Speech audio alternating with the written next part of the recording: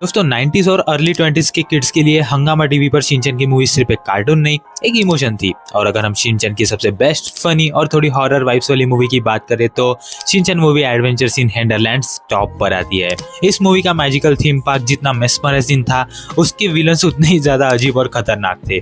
हाँ दोस्तों, आज हम डीप डाइव करने वाले हैं शिनचैन यूनिवर्स के सबसे आइकॉनिक और मिस्टीरियस डियो मकाओ और जोमा के बारे में, उनका पास्ट, उनकी क्रीपी हेंचमैन और ऐसी माइंड ब्लोइंग थ्योरीज जो आपको उन्हें एक नए नजरिए से देखने पर मजबूर कर देंगी। तो कुर्सी की बेड़ी बांध लो और चलो वापस चलते हैं हेंडरलैंड। आपका स्वागत है हिंदुलैंड में। सबसे पहले बात करते हैं इनकी प्रोफाइल और पर्सनैलिटी की। दिखने में मकाओ और जोमा दो टॉल मस्कुलर मैन है जो फीमेल बैलरीनास की तरह ड्रेस करते हैं। उनके आउटफिट्स में शाइनी टटस, हेवी फेस मेकअप्स और सर पर छोटे क्राउन्स होते हैं।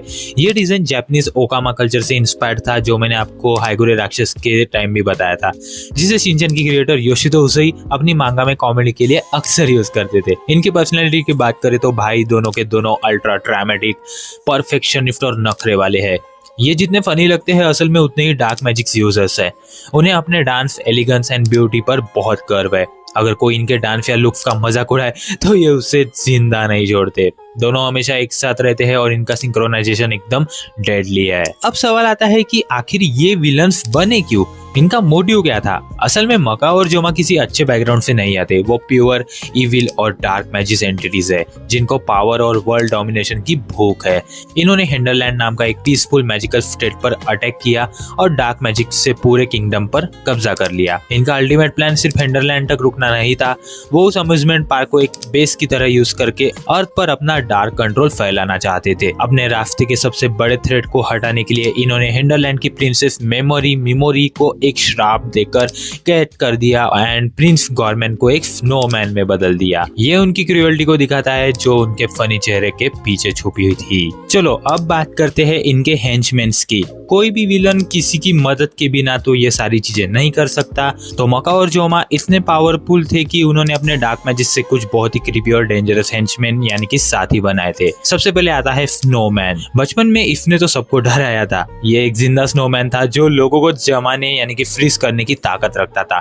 ये चुपके से नोआरा फैमिली के घर में घुस गया था, जो कि इस मूवी का सबसे डरावना सीन है। अगली है चोकिरिन बस्ता, एक डार्क विच जो देखने में अट्रैक्टिव थी लेकिन उसके पास डेंजरस मैजिकल पावर्स थी।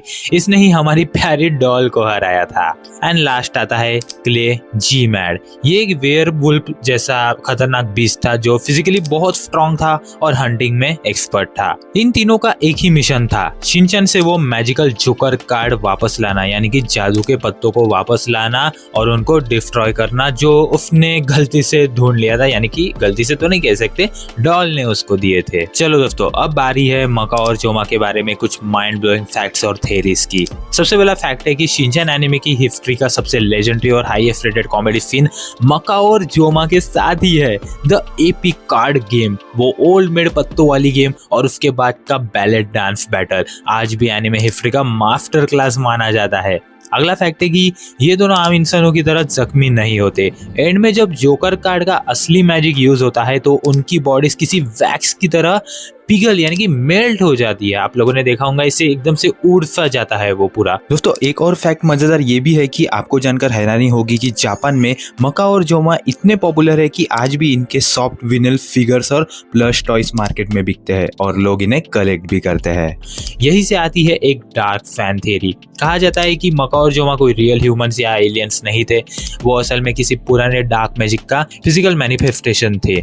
एक ऐसी बुरी शक्ति जो नेगेटिव इमोशन और वैनिटी से जिंदा थी। इसलिए जब प्योर मैजिक का कार्ड उन पर यूज हुआ तो वो सीधा वैनिश हो गए। इस मूवी का क्लाइमैक्स याद है, जब शिनचैन, उसकी फैमिली और मकाओ जोमा के बीच कैसल की लंबी सीढ़ियों पर वो ब्रेथलेस रेस होती है।